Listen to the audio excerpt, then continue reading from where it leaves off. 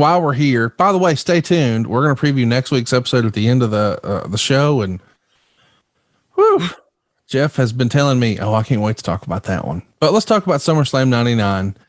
We touched on this a little bit in your Holding Up Vince episode. Of course, you did it with a pea shooter. That's been well established. Check that out in the archives.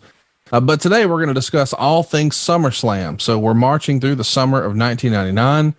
At Fully Loaded, which was the July pay-per-view, you defeat Edge for the Intercontinental title for your record-setting, at the time, 5th title reign. Did you realize when you won the title back from Edge that this was a record, that you had won it 5 times? Or did somebody tell you that and you look at them like you looked at me a minute ago and said, you big old wrestling nerd? No, didn't have a clue. I will say this, reflecting through the My World journey that we're going on, I can remember going from, I don't know how you exactly classified this, but going from the assistant general manager to the general manager, and maybe I can work my way up to a VP or, that level. But I always had success with the IC title. I don't remember it being a record, but me and Edge in Toronto that night, and then Fully Loaded, and no, didn't realize it was a record. But I always felt I could produce in that spot, and did produce in that spot. But nope, can't say that I said, I set a record. No.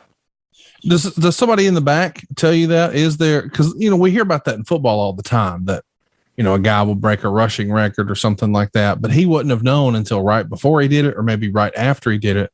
Was there somebody who kept up with that sort of thing in the back? And when you come through the curtain or you're getting dressed or whatever, they're like, hey, did you realize?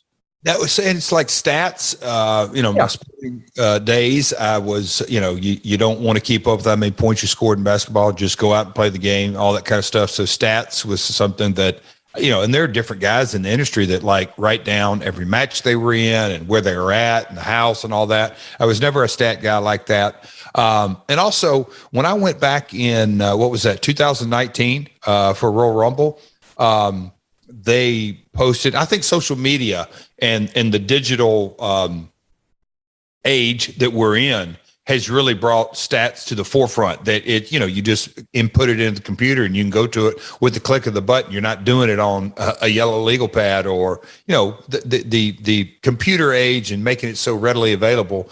Cause I think I wrestled in 2019 and it was some kind of record. I'm like, who keeps up with this? Almost 20 years in between in-ring appearances. But, so no, I wasn't a stat guy. Finkel might have been someone who would have kept up with it. If I would have to ask in 1999, hey, who will know stats? I would have gone to Fink. But I, to my knowledge, I don't know of anybody that kept a running tab of stats. Nope. Don't know. Let's talk about something that's going to happen on the way here. It's a pretty memorable moment. The night after you win the Intercontinental title at Fully Loaded, we're doing Raw at the Gund Arena in Cleveland, Ohio. Anything ever happened there? Can you think about, good old Cleveland has been certainly good to me. And I just found out all the name changes, and Quicken is now Rocket. And that's a whole nother conversation, but Gund Arena is what we called it back in the day. Yeah.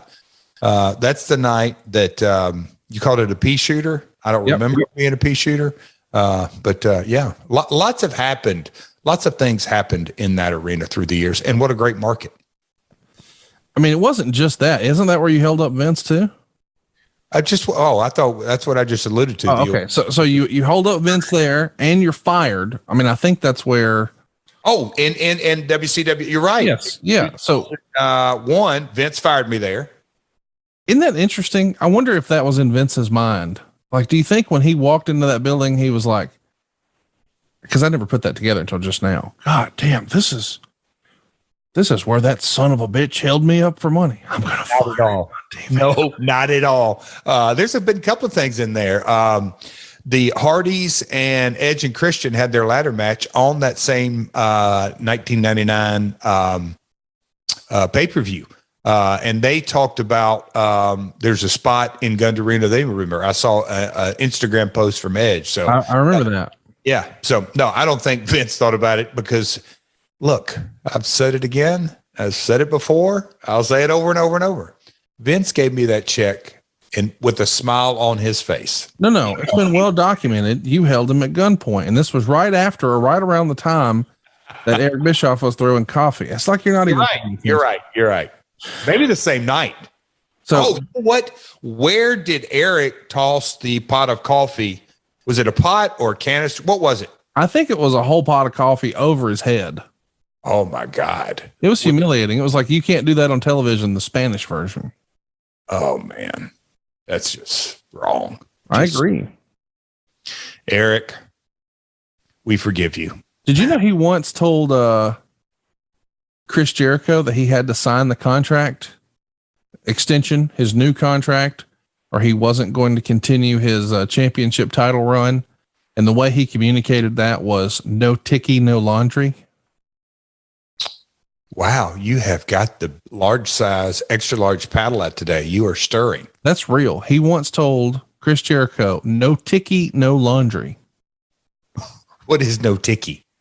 Well, it's, I believe he was mocking like a Chinese dry cleaner, where if you don't have the ticket from where you drop these clothes off, I can't give you the laundry bag. The idea being, I can't continue this push if you don't give me the contract. I got you. And I think he communicated that in a professional sense at a live show on television behind the scenes. Chris, we just got to have you sign that contract. You know, no ticky, no laundry. And then he made him lose the belt and wrestle out of dress. Yeah. I can't wait till we get back to doing live shows and we can address all of this. Eric. Yeah. Do a big super show. I'm for it. Hold 83 weeks.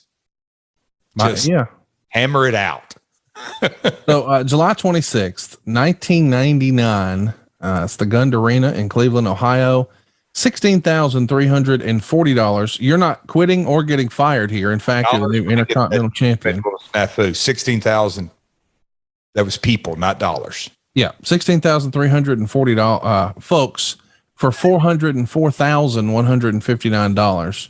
I was trying to get to the dollars and got ahead of myself. Either way, one of the best all-time segments in Raw is War history. You know what? Rather than us just describe it, let's track it. Let's play it a little bit here. Here we go. And this is going to be from that night right after. Two puppies! Yahoo! Oh, there they are. You're so easily amused. What are you talking about? You got your short haircut like you like it. You got your Don't Piss Me Off shirt holding Deborah's hand as y'all walk down, and you got the IC strap around your waist. JR and the King doing some commentary as you make your way into the ring, and you're going to handle a little business with a celebrity in the crowd. Let's take a listen. Oh, wait, they got commercials. Fram didn't pay to be on here. We can't. Hey, but the narrative with JR and his inflection, he's not calling a match. I mean, this is an entrance, but the give and take between JR and King, to me, this is one of the things, but it's right up there at the top. Their personalities fit the Attitude Era. God almighty, they were good, man.